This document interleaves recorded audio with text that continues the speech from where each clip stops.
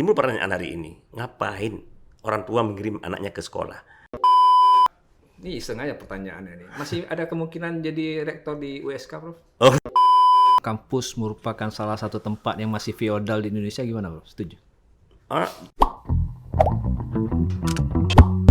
Ya. Ini menyangkut dengan profesornya Ya. Pak Jasman ini ya. Jadi tadi Prof mengatakan kita bincang-bincang sebelum acara nih, Prof, waktu dilantik menjadi profesor itu termuda ya. Ya, waktu itu. Waktu itu ya, Profesor profesor termuda kok sekarang kali. Sekarang udah nggak lagi. Iya. Di umur berapa tuh profesor Yang mendapat gelar? 44 ya. 44. Belum 45 ya. Oh, Ya.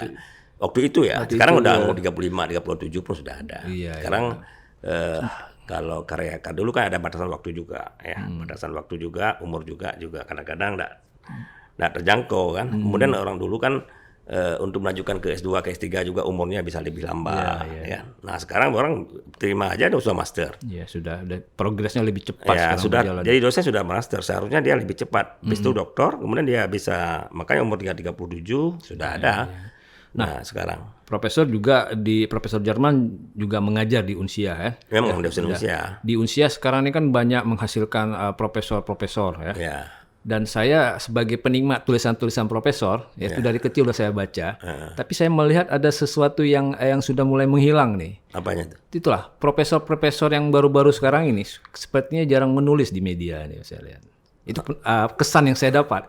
Bahkan di media sosial pun saya kan ada berteman nih profesor-profesor. Saya melihat membaca pendapat mereka aja saya nggak dapat gitu. Oke, gini, itu sangat pribadi, Iya. ya, sangat pribadi ya. Maksudnya mungkin dia tidak menulis di koran, tapi menulis di jurnal-jurnal kan. Nah, sehingga di koran kan nggak ada skor untuk Nggak ada kum. ada kum untuk profesor kan. Nah, dia kejar profesor ya melalui media-media ilmiah. Iya. Itu kita berikan isapan jempol lah, hebat lah ya. Tapi bagaimanapun juga ya, mengajar itu tidak hanya di ruang kelas, mengajar juga melalui ke masyarakat, melalui media yang katakanlah ilmiah populer ya, bermanfaat bagi masyarakat. Dan saya kira itu teman-teman ya, mungkin ada ya, mungkin tak banyak ya, mungkin belum, mungkin akan kan gitu. Jadi bagaimanapun juga itu perlu. Bagaimana kita menularkan ilmu pengetahuan yang kita miliki kepada masyarakat kita, dan itu hanya melalui koran. Iya. Melalui media kan, media populer ya. Nah, kalau mau jadi profesor ya nggak di situ lah ya itu. Kalau jurnal ilmiah itu kan nggak bisa diakses oleh masyarakat awam kan. Itu dia, itu yang jadi hal ya. Dulu kan kita lihat ya profesor-profesor di Unsia itu memang rata-rata penulis di koran ya. Dulu ada Pak Bahrin Tisugihen yang selalu, kemudian Pak Profesor Hasan Sukmo, Pak itu tadi Ucu itu. Bapak Ucu Alipesa ya. Ya. Itu mereka itu memang betul aktif. Ya, Jadi kita berikan apresiasi masyarakat lah. pun tahu ini siapa profesor ini. Oh, tahu. Kok sekarang ini profesor makin banyak, tapi ya gimana ya, bukan mau apa. Siapa ini profesor yang menulis? Misalnya ada profesor ahli ikan kan. Idealnya menurut saya dia menulis tentang bagaimana potensi ikan di sini kan. Jenis-jenis ikan gimana, ya jualnya atau gimana lah. Ya. Harapan saya sih seperti itu. Ya, itu memang betul. Karena apa? Kita kepingin juga masyarakat bisa menikmati ya. Pemikiran-pemikiran intelektual kita yang ada di kampus ya. Nah, saya kira itu menjadi ya penting lah ya. Kalau profesor di bidang keagamaan lebih enak, Bro. Mereka kan bisa Dulu kan ada ceramah-ceramah. Pak Muslim kan sangat aktif. Pak Muslim ya. Ibrahim ya. Iya, beliau sangat aktif itu. Profesor Muslim kan itu hebat sekali itu. Jadi artinya beliau juga orang yang sangat kita kagumi. Banyak lah yang kita kagumi itu yang memang mau ya menyediakan waktunya untuk menulis di koran ya. Bagaimanapun juga koran itu bisa menjadi jembatan ke kampus dengan masyarakat yang ada di Saya mendengar nama desa-desa. Profesor Jasman pertama kali juga dari koran. Saya baca. Alhamdulillah lah ya, memang ya Tuhan yang mengatur ya. Dulu pun kita besar juga karena koran. Orang tahu kita juga melalui koran. Ya. Dan ya mungkin ya sekarang pendekatannya juga ya lebih banyak kepada memprofesorkan ya. Jadi kalau berharap baca tulisan di koran itu nggak akan jadi profesor. Ya, jadi harus di media ilmiah dan harus bereputasi harus lagi. internasional. Orang Aceh nggak baca nggak apa-apa, yang penting dibaca oleh entah siapa di luar negara sana. Jadi seharusnya juga ya karya-karya profesor kita juga bisa bermanfaat langsung kepada masyarakat kita ya. Itu juga banyak dikritik juga. Kenapa kita harus paksakan profesor kita menulis di Indonesia apa namanya internasional apa namanya jurnal kan? Iya. Bayar lagi Prof ya kita nulis. Sebenarnya kita kalau jurnal bagus itu nggak bayar lah. Jurnal yang memang berkelas itu nggak bayar. Tapi kelas daripada artikel itu memang dituntut ya. Tapi sekarang sudah semua pada komersial ya. Kampus-kampus juga sudah mulai komersial ya. PTN juga mau dijadikan PTN BH ya. Tapi ini undang-undang sistem pendidikan nasional saya dengar tidak menjadi prioritas, dibahas tahun depan. Nah, kalau itu banyak juga perubahan-perubahan daripada pendidikan kita. Ya mungkin lebih kepada komersial ya. Kalau saya membuktikan PTN itu ya PTN.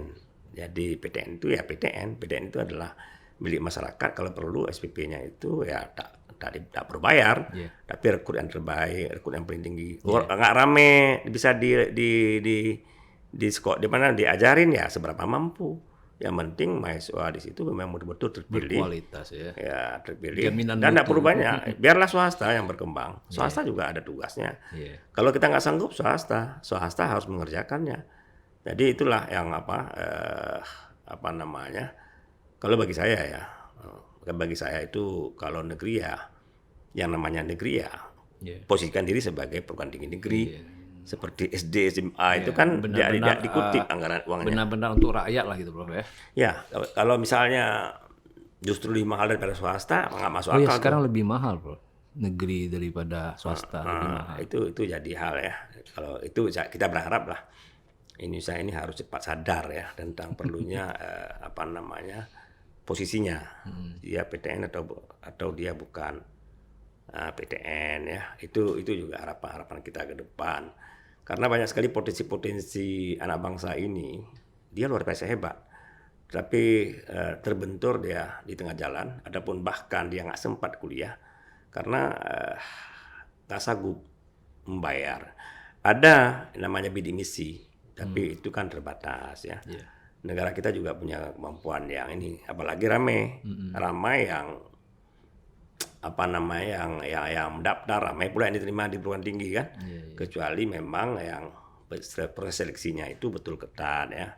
Nah ini juga mungkin ya bisa tak sebanyak yang diterima sekarang, tapi yang mampu saja. Jadi tapi dia nggak perlu bebankan orang tua. Sekarang pun di Aceh kan sepengetahuan saya pernah hitung itu ada 12 PTN. Ya. Dan tersebar di hampir seluruh kabupaten kota. Nah, PTN itu kan kalau saya bandingkan dengan Sumatera Utara itu ada PTN mungkin sekitar 5, 6 atau gitu, dan itu hanya di konsentrasinya di Medan gitu. Nah kalau di atas kertas kan kita bisa ngitung, wah ini dengan makin banyak PTN seharusnya pendidikan kita makin berkualitas, kita lebih maju ya, lebih terbangnya lebih cepat. Kalau dari segi ya begini, kita juga lihat kualitas ya. Orang ini kan selama ini melihat kualitas itu kan nilai masuk mahasiswa ke kampus ya, atau nilai NEM, nilai ujian nasional ya. Itu kan SD SMP, SMA. Tapi kalau perguruan tinggi belum pasti kalah kampus PTN di Aceh, kampus di Aceh dibandingkan kampus lain di luar. Belum pasti lebih hebat di luar. Tapi yang kita bincangkan tadi adalah yang kualitasnya diukur itu adalah lulusan SMA. Ya itu pun karena apa? Karena yang dites kan kimia, biologi, fisika. Nah orang di luar Aceh itu aja yang dipelajarinya. Kita kan masih banyak lain yang mesti kita pelajari gitu. Macam-macam di luar itu. Akibatnya memang porsi waktu kita belajar kan terbatas kepada termasuk di luar bidang-bidang itu. Nah ini juga salah satu tantangan. Tapi nggak apa-apa, kita enjoy aja kalau itu kita anggap penting. Dan nggak apa-apa, tapi kita sadar bahwa sebenarnya kita perlu, misalnya ilmu-ilmu di luar ada mata lokal. Kalau itu kita perlukan, kita harus ikhlas. Nilai kita harus lebih rendah daripada orang luar. Harus ikhlas. Kalau nggak, jangan salahkan perguruan tinggi, jangan salahkan sekolah. Karena kita sekolah kita paksa supaya di sekolah itu mengajarkan muatan lokal yang banyak. Apakah boleh? Boleh. Tapi kita harus siap dan kita nggak boleh menyalahkan guru. Guru sudah berusaha maksimal, hasilnya sudah maksimal dengan kondisi kurikulum yang seperti itu. Jadi bukan. Jadi kesalahannya siapa? Ya ini yang ini. Jadi kalau kita mau target kita apa dulu? Nggak ada yang salah. Target kita memang mahasiswa kita juga harus banyak mendapatkan ilmu-ilmu muatan lokal. Berarti konsekuensinya mereka harus terbagi waktunya untuk dia belajar. Karena dia belajar juga yang itu, sementara orang nggak belajar. Orang lain hanya fokus kepada ilmu-ilmu yang diuji pada saat ujian akhir. Ilmu itu apa? Kimia, fisika, biologi, matematika, bahasa Inggris, bahasa Indonesia. Itu kan ilmu-ilmu yang diajar. Jadi kalau nilai kita lebih rendah, wajar aja. Pertama, karena memang jumlah waktu yang kita gunakan, anak kita waktukan, telah terbagi juga untuk yang lain. Bahwa ada 1-2 yang hebat itu memang ada. Nah, jadi yang salah selama ini saling menyalahkan. Nah, itu dia. itu yang salah ya. Nah, bagaimana dengan perguruan tinggi negeri ya? Saya kira kalau perguruan tinggi negeri di Aceh ya, kita nggak kalah ya. Kampus kami di Universitas Tuku Umar yang baru sekalipun, kita sering menang untuk di berbagai pertandingan lomba-lomba tingkat nasional, mengalahkan kampus-kampus hebat lainnya. Kemudian dari segi biaya kuliah, saya kira kalau di Aceh masih wajar ya. Kampus-kampus di Aceh ini masih wajar lah dalam membebankan SPP kepada mahasiswanya. Yang kita sering bicarakan itu adalah kampus-kampus di luar, yang di Jawa segala macam kan. Itu mereka PTNBH, SPP-nya juga mereka tinggi-tinggi ya. Seharusnya mereka itu kalau PTNBH itu meskipun namanya ada BH ya, berbadan hukum. Ya, nggak ada alasan juga bagi kita membebankan mahasiswa gitu. Kalau mau cari uang bukan di situ, bukan sama mahasiswa, bikin usaha, modalin oleh negara kita, modalin dia. Kalau bikin usaha nanti hasil usaha itu bisa membesarkan kampus, berikan BBN lebih besar untuk mereka kayak gitu. Tapi jangan dengan cara membebankan mahasiswa kita.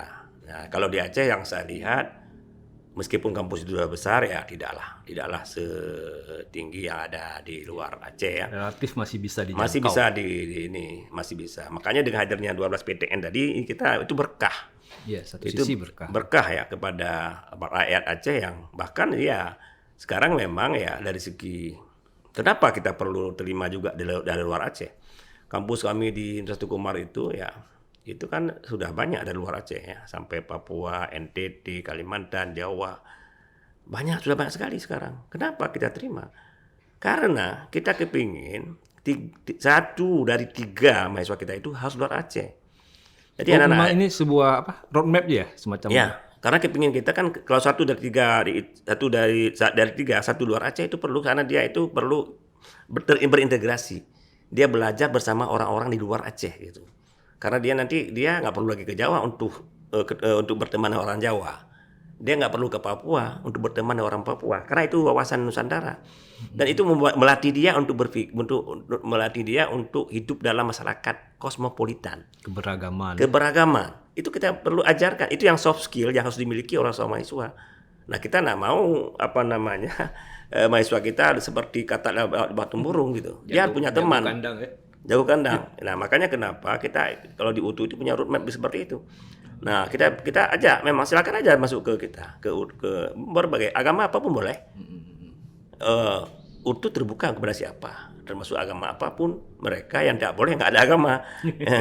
Ada agama, silakan aja gabung. Ayo kita gabung di UTU, masih belajar bersama, sehingga anak-anak Aceh yang belajar di UTU dia terakses untuk berteman dengan anak-anak luar Aceh. Kemudian juga menaikkan sisi pandang masyarakat luar ya, bahwa di Aceh ada kampus-kampus bagus gitu, kampus-kampus hebat. Nah, kalau secara tataran nasional kita juga sering mendapat juara di baik dosen maupun mahasiswa kita. Kita sering memenangkan berbagai persaingan, perlombaan, proposal-proposal yang kita susun, proposal mahasiswa kita bagus-bagus. Artinya apa? Artinya adalah kalau di kampus dikelola dengan baik, itu bisa menghasilkan juga hasil yang bagus gitu. Timbul pertanyaan hari ini, ngapain orang tua mengirim anaknya ke sekolah? Bukan disuruh menghafal. Saya setuju itu. Orang tua nggak ada cita-cita anaknya jadi penghafal top misalnya penghafal top bidang manajemen, bukan itu. Kampus itu membuat orang berpikir luas. Iya, melatih Melatih anak-anak berpikir luas, bahkan dia melatih berpikir tak biasa. Apa yang tak biasa itu? Misalnya kalau biasanya dia kan ikut di Fakultas Pertanian. Lalu dia melihat pisang wak itu ukurannya seberapa. Nah, bagaimana kalau datang dia itu pisang wak itu lebih besar. Nah, itu dia berpikir itu, pupuk apa diberikan. Nah, itu seperti itu kan. Itu seperti itu. Kemudian kalau kita olah apa saja jadi dia, seperti kita kembangkan di UTU misalnya herbal park. Itu sebenarnya lebih kepada bagaimana mengajak anak-anak itu berpikir bebas itu. Bagaimana menghasilkan nutrisi yang sangat mudah didapat dalam lingkungannya. Misalnya kelor, itu kan sederhana sekali kan. Tapi ketika kita bicara mengenai kelor, kita bicara yang luas, bicara menyangkut tentang multivitamin, bicara mengenai macam-macam termasuk vitamin C yang selama ini orang duga hanya ada di jeruk, padahal 7 kali lebih banyak ada di situ di wortel dibandingkan dengan itu kan tidak terbayangkan karena orang selama ini kalau orang bicara mengenai vitamin C bicara mengenai keasaman.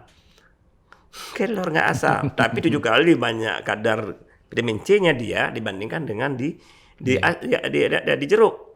Begitu juga vitamin A 4 kali lebih banyak di dia dibandingkan di wortel. Sesuatu yang nggak masuk akal karena selalu orang bilang bahwa vitamin A itu buah-buahan yang warna merah. Padahal kelor nggak ada merah. Nah seperti itu. Ini kan makanya disebut dengan miracle tree, pohon ajaib gitu. Nah ini kita selalu mengajak anak-anak itu berpikir seperti itu. Itu nggak sesuatu yang tak terbayangkan dia berpikir. Jangan-jangan pohon ini juga begitu. Jangan-jangan daun ini juga begitu. Nah dia terus masuk lab, dia bikin, kemudian dikombinasikan, lalu dia disintesiskan, lalu dia mencoba menganalisis, lalu dia bisa mengembangkan dan banyak juga teman-teman kita di UTU itu berbasis itu banyak paten yang sudah dihasilkan. Nah itu paten-paten alhamdulillah sudah banyak itu karena apa? Karena saya katakan beberapa kawan-kawan yang di sana waktu saya rektor, alhamdulillah 8 tahun saya sudah selesai ya 7 tahun di sana. Itu aja yang coba kita kembangkan. Anak-anak itu yang paling penting adalah kreatif gitu. Ngapain dia menjadi manusia penghafal? Begitu dia terlempar ke lapangan di pasar dia nggak bisa buat apa-apa. Karena dia hanya menjadi manusia penghafal. Jika hilang kitab semua dia hilang sasaran. Di pasar nggak ditanya rumus fisika kan? Nggak ada. Tapi dia bagaimana menggunakan cara berpikir seperti fisika yang perlu ada. Nah cara berpikir yang solutif ya, mencari solusi dari masalahnya nih. Itu yang paling diselesaikan. Makanya bagi saya kreativitas jauh lebih penting dari segalanya untuk anak-anak itu bisa berkembang. Nah ilmu apapun boleh, tapi kalau dia nggak kreatif maka dia akan mati langkah. Itu dia langkahnya mati. Jadi saya terlalu tekankan kreativitas. Karena kan salah satu kreativitas daripada apa? Create apa? Cipta. Segala satu itu bisa dicipta dengan mengintegrasikan ini dengan ini selama macam. Kreativitas ini juga pernah saya baca itu bukan hal yang muncul dalam sehari 2 hari, tapi dia memang harus dilatih. Ya, kreativitas itu nggak bisa diajar di kelas, tapi dia dilatih. Jadi makanya saya katakan tidak ada ilmu kreativitas. Tapi tanpa kreativitas ilmu nggak berkembang. Tidak ada ilmu. Dia bukan juga seni, tapi tanpa kreativitas, seni juga nggak berkembang. Jadi kalau seni berkembang selama ini, bagaimana seni itu hebat? Itu adalah suatu proses kreativitas yang panjang. Ilmu-ilmu yang hari ini kita temukan begitu luar biasa, itu adalah suatu proses kreativitas yang panjang. Dan apakah bisa diajarkan? Enggak, karena dia bukan ilmu, tapi dia bisa dilatih. Berpikir, merenung. Nah lalu dia mencoba menganalisisnya, lalu dia coba kembangkan sesuatu yang menghasilkan inovasi. Nah inovasi lah yang membuat negara ini maju. Jadi saya selalu mengatakan bahwa kalau ingin maju sebuah negara, ada satu syarat. Negara itu harus inovatif. Karena sayang sekali sampai hari ini kita masih ranking 68. Bangsa yang inovatif di dunia. Ranking. Nah, 68. Jadi kalau di ranking itu dari 100 lebih negara-negara kita nomor 68 gitu. Artinya jauh sekali untuk bisa mencapai. Tapi nggak apa-apa. Terus itu di mana letaknya? Itu adalah pendidikan. Ya, kampus. Dimulai dari mana? Sebenarnya dimulai dari TK. Dari rumah tangga itu kreativitas itu harus dimunculkan. Berikan kesempatan anak-anak itu bertanya apa saja. Dijawablah dengan tenang. Biarkan anak itu berpikir, berkreasi, jalan. Kita lihat, pantau aja. Anak-anak itu jangan dipegang terus tangannya. Sehingga dia terbiasa. Dan sayangnya ketika lepas tangan itu, anak itu hilang. Karena apa? Mamanya nggak pernah perhatikan anaknya kemana, tapi mamanya dipegang. Jadi kalau di Eropa, anak-anak itu dia nggak pegang, dia dilihat, dia biarkan dia pergi anak itu kemana. Dia pasti terbiasa melihat anak itu berjalan, terus dipantau itu aja. Nah sehingga anak itu berkreasi gitu. Makanya anak-anak umur 5 tahun itu 90% anak itu adalah kreatif. Begitu 15 tahun, maka anak-anak itu akan menurun kreativitasnya menjadi 25%. 25% anak-anak umur 15 tahun yang kreatif, sisanya nggak kreatif.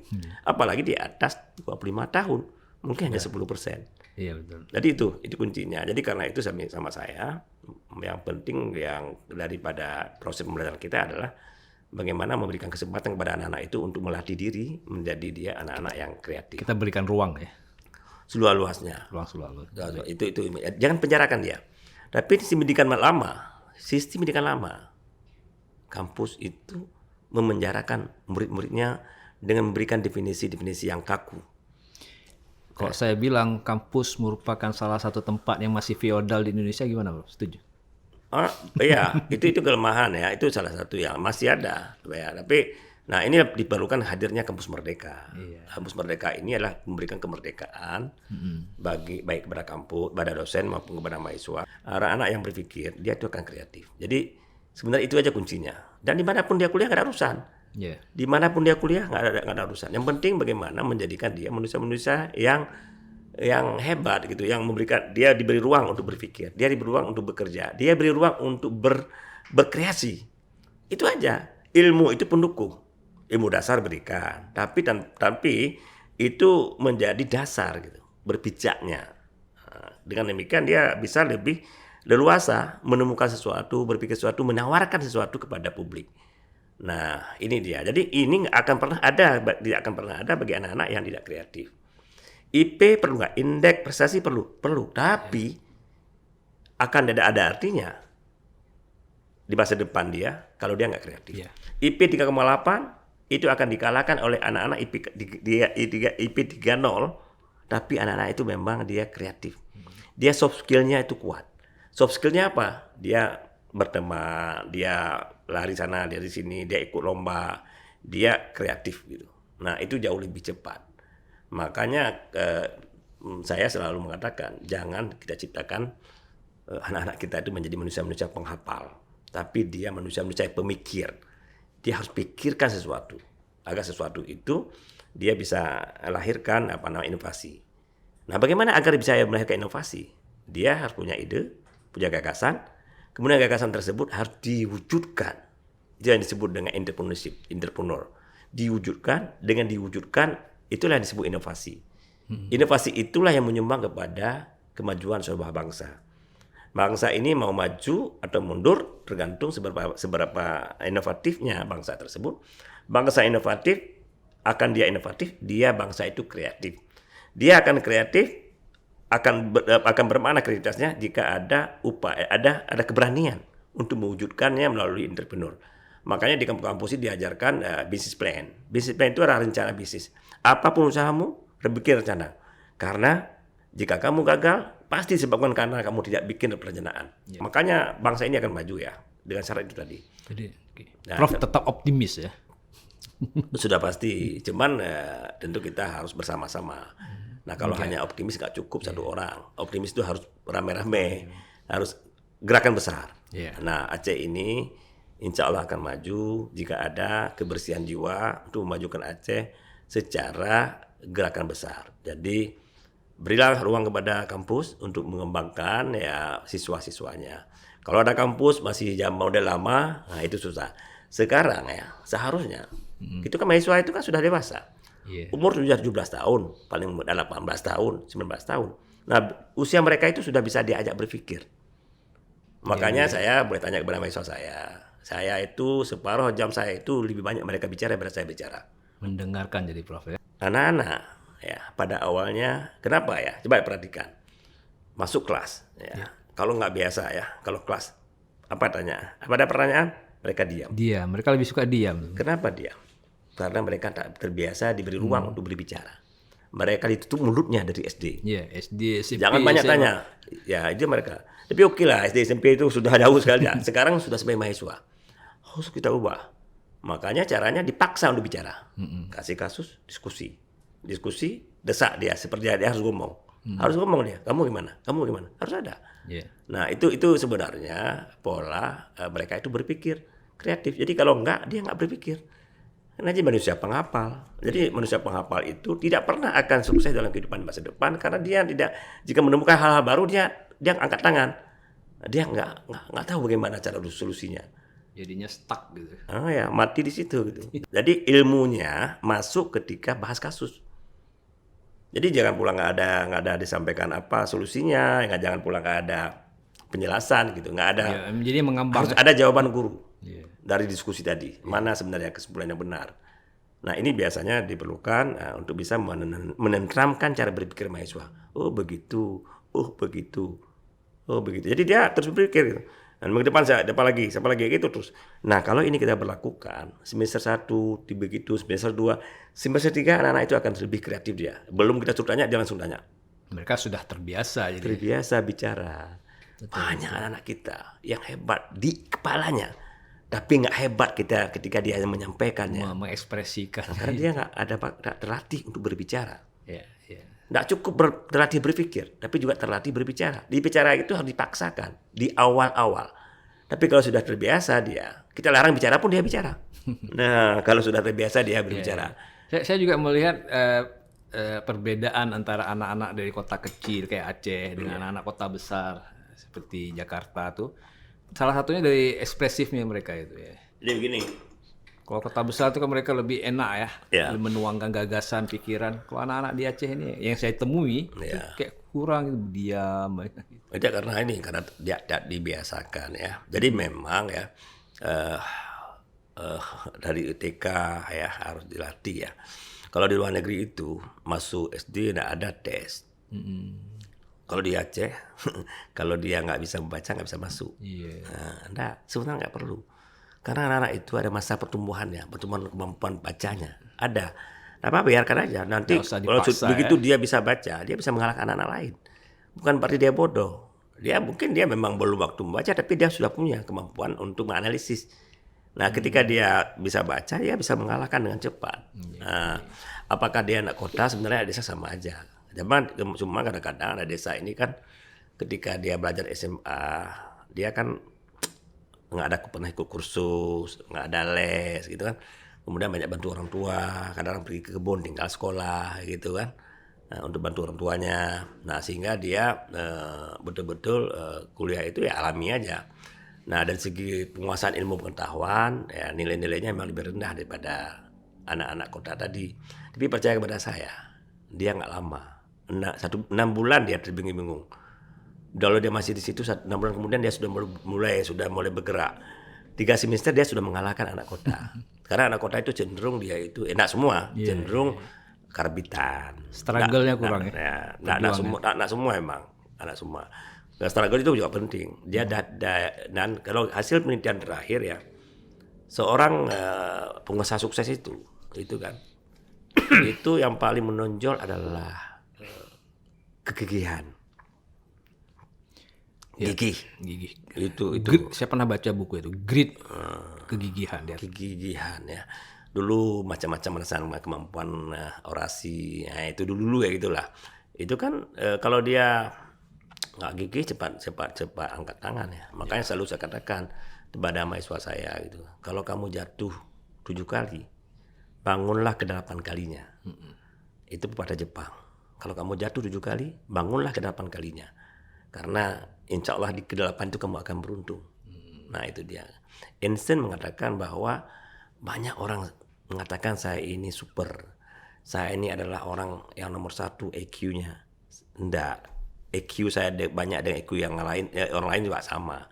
EQ saya yang tinggi ini juga ada sekian banyak juga EQ yang setinggi saya. Tapi kenapa saya banyak menemukan? Saya dianggap penemu hebat. Karena saya gigih. Saya terus-menerus tekun menguji sesuatu yang belum teruji. Orang bilang Einstein asal ngerjain sesuatu langsung jadi. Enggak. Ada temuan saya yang gagal sampai 99 kali. Terus saya uji menjadi ke 100 kali. Lalu jadi. Artinya apa? Artinya dia gagal 99 kali, tapi dia tidak pernah berhenti. Dia gigih, dia ngotot untuk bisa menemukan sesuatu. Dia tidak pernah putus asa. Jadi instan aja begitu, yang pintar begitu ngomong begitu gitu. Kita kalau orang pas-pasan ini Udah nggak pinter, nggak gigih lagi. ini jadi hal ya yang mungkin ya diskusi kita ya ini kan sudah meluas ya, bukan hanya poros Barcela ya. Saya ini bagus juga sebagai bahan ya. Jadi saya pikir ini karena ini aset ya. Kita harus menemukan ya metode yang tepat ya untuk menghasilkan warga bangsa ini yang kreatif. Yes, Ya, saya sepakat. ya, menemukan warga yang kreatif ini ya. Itu caranya ya mungkin tidak sederhana, tapi dengan cara-cara yang saya sampaikan tadi, misalnya memberikan ruang yang lebih besar kepada dia untuk berpikir, berkreasi ya, berbicara, berikan ruang pada dia untuk lebih banyak berbicara. Nah, kita di kelas hanya sebagai guidance. Ya, sebagai dosen fasilitator. Jadi dia mungkin di awal pertama-tama masuk oke lah gitu kan. Gambaran umum mesti diberikan gitu kan. Nah, kemudian apa kasus-kasus diberikan ya. Jadi minggu depan mulai bahas kasus gitu. Baru kita masuk bab per bab daripada yang kita bahas. Nah, ini akan membuat anak-anak itu ya lebih siap dan lebih nanti kalau sudah semester dia minta duluan ngomong. Siapa yang ada nggak yang gitu kan. Kelas pun bisa jadi hidup ya. Ada nggak yang jadi pionir atau siapa yang berbicara duluan ya. Itu sudah mau udah tunjuk tangan. Jadi kalau enggak, nah, kenapa dia sudah terbiasa. Nah, itu. Nah, kalau nanti dia tamat, lalu dia ketemu dengan teman lulusan lain di Indonesia ini, dia akan tampil. Kenapa? Dia ada kepercayaan diri karena dia sudah biasa bicara. Nah, bahkan bicara biasa berdebat gitu. Jadi ini mekanisme ya. Saya lihat dari kalau proses pembelajaran kita Kampus Merdeka, mereka belajar lebih menekankan kepada itu. Jadi makanya begitu Kampus Merdeka mereka belajar itu diperkenalkan awal kali sekali oleh Pak Nadiem. Nah, kami di UTU langsung menyambutnya karena saya pun dulu waktu ambil Masters MBA memang kuliah by kasus. Jadi tiap hari kita bahas kasus. Bedah kasus itu ya. Tiap hari karena MBA itu memang dia banyak kali bermasalahan yang mesti diselesaikan. Jadi dengan kasus lebih cepat. Nah, jadi per kasus misalnya kalau orang sakit ya di rumah sakit juga gitu ya, sakit apa dia dari itu mulai bergerak level apa penyebabnya segala macam itu bergerak titik sentuh itu duluan didiagnosis dulu. Jadi begitu juga tepat maka solusinya tepat ya sudah pasti. Jadi karena itu dengan kasus ini dan ini sekarang kan diwajibkan setiap mata kuliah itu mesti ada, tapi memang dosen harus siap harus siap dengan keluasan ilmu pengetahuan. Ya. Yang saya khawatirkan itu, dosen-dosen belum siap mungkin. Ya, itulah harus banyak membaca dan buku-buku kan banyak sekali ya. Harus itu. Dan seperti ini kan kita kan nanti kan disiarkan di YouTube kan. Ya. Itu masih banyak dosen-dosen yang menganggap YouTube itu kayak apa ya, hiburan semata gitu. Sebenarnya YouTube itu sumber pengetahuan yang luar biasa. Sumber pengetahuan yang luar biasa padahal. Jadi kok saya share link itu kan, ya mereka memang tidak meremehkan, tapi juga tidak menonton, tidak mengindahkan gitu kan. Ya, kalau misalnya ya untuk misalnya berusaha ya, banyak sekali kita dapat informasi di situ ya. Apa ya, kalau kepingin bikin apa ada di Semua situ. cara. Apa ada saja, mau bikin apa saja. Saya mau berusaha di bakso. Saya mau bikin apa, semua nasi lemak juga ada. Semua ada di situ. Jadi nggak terbayang dengan kita juga ada di situ. Ada. Jadi sebenarnya itu adalah tempat kita belajar ya. Banyak sekali yang bisa kita. Jadi dosen dan guru jangan membatasi diri lah untuk mencari sumber-sumber pembelajaran itu kan. Ya, jadi salah satu yang paling bagus ya, karena dia langsung mendengar, langsung melihat ya. Karena gini, kemampuan serap kita juga gitu. Kalau kita mendengar doang, itu lebih rendah dibandingkan jika mendengar lalu melihat. Nah, apalagi kalau dia itu interaktif ya, apalagi dia itu luring ya. Makanya saya nggak mau akhir-akhirnya ada juga tawaran daring ya, saya nggak usah, saya luring aja karena saya kepingin langsung berinteraksi karena kita bisa lebih aktif, ada feeling ya. Jadi saya kira itu proses. Jadi saya ulangi ya bahwa sebenarnya mutu pendidikan itu yang selama ini kita lihat itu level sekolah menengah ke bawah ya. Kita belum pernah ukur pendidikan tinggi ya. Pernah ukur. Jadi kalau sama saya itu relatif sekali gitu. Ya, jika anak-anak itu banyak memenangkan lomba, bagi saya sudah hebat. Itu hebat. Artinya kita punya meteran sendiri lah, jangan pakai meteran orang terus ya. Ya, akhirnya menang dia. Kompetisi menang. Kalau dia menang, pasti dia telah mengalahkan orang lain. Kalau mengalahkan orang lain berarti kampus kita lebih hebat daripada kampus orang lain untuk bidang-bidang tertentu. Iya. Jadi itu kuncinya. Jadi kalau kami diutus sejak awal saya itu aja target kita. Bahkan kita memang buat kompetisi. Ya, jadi itu artinya bahwa kita kepingin dengan kompetisi itulah bisa melahirkan kreativitas, dan inilah yang membuat anak-anak itu bisa menjadi mahasiswa-mahasiswa yang nanti kemudian menjadi orang-orang yang kreatif, inovatif, dan berdaya saing tinggi. Baik, Prof. Mungkin ini terakhir pertanyaan saya. Kita sudah ngobrol lumayan lama juga. Terima kasih. Prof, ini iseng aja pertanyaannya nih. Masih ada kemungkinan jadi rektor di USK, Prof? Oh, enggak lagi lah. Ya. Nggak apa-apa, doa aja. Kita berdoa aja supaya karena gini kan ada juga keterbatasan umur kan kemudian ya.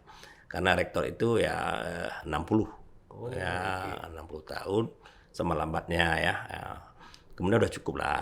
Jadi saya ingin juga untuk mengembangkan diri pribadi kan. Banyak juga yang bisa kita kerjakan untuk kepentingan pribadi kan. Jadi alhamdulillah 8 tahun sebagai rektor ya PTN ya. Sudah memadai lah ya. Tapi kalau kita berkontribusi bisa dengan cara-cara lain lah. Ya. Terima kasih Profesor Jasman atas waktunya, rekan Sagu ini. Terima kasih sudah menyaksikan.